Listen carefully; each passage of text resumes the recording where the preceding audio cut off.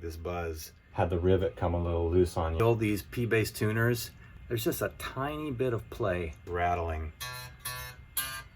Come on, baby, seep in there. Hope that that super glue behaves. Twiddle your clover leaves. This is one of the funniest, craziest things in a setup.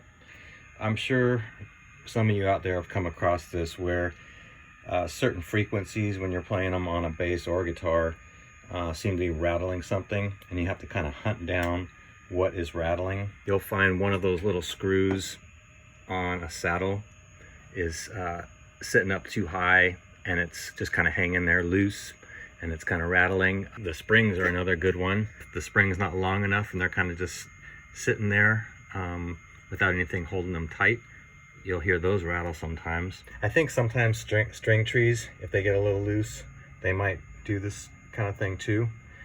This is on a tuner, specifically a P-style open tuner.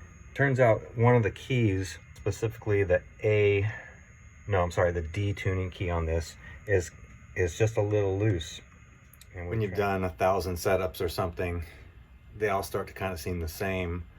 So it's the uncommon things that are kind of interesting, and I'm interested to see if I can fix it too. It's just a couple notes on the G string that seem to activate this buzz. It's a C and a C sharp mostly. So after touching various things on the headstock, what I figured out, just feel these P-bass tuners and move them back and forth a little bit to see if there's any play. This is the only tuner of the bunch where there's just a tiny bit of play, but that's enough that when it hits a certain frequency, it's rattling. There it is. Oh yeah, it also matters where I pluck it. If I pluck a little further back now, you can really hear it. It's hideous. What's interesting is you plug in and it does not come through on an amp, but you can even hear it when you're playing through the amp.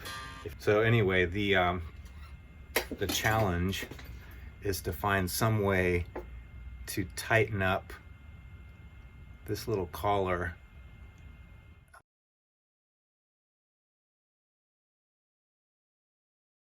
Another buzz problem can be when the key loosens up.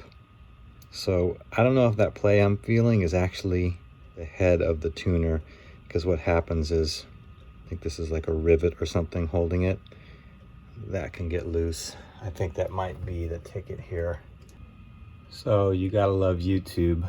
I went and watched a video and it kind of jogged my memory of what I had to try last time. And that was to apply a tiny bit of super glue and try and get it to wick its way into that little groove that holds this cloverleaf tuner. Now the last time I experienced this, it had come a lot looser than this one, so there was room for glue to flow. I don't know if it's gonna work this time. I'm gonna have to actually try and pry it apart a little bit maybe to get the glue to go in there. And I've got this super fine tip here, and I hope I don't make a mess, man. Super glue is so hard to deal with. All right, some paper towel at the ready.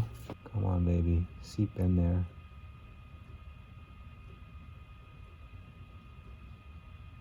Okay, I definitely got some on there.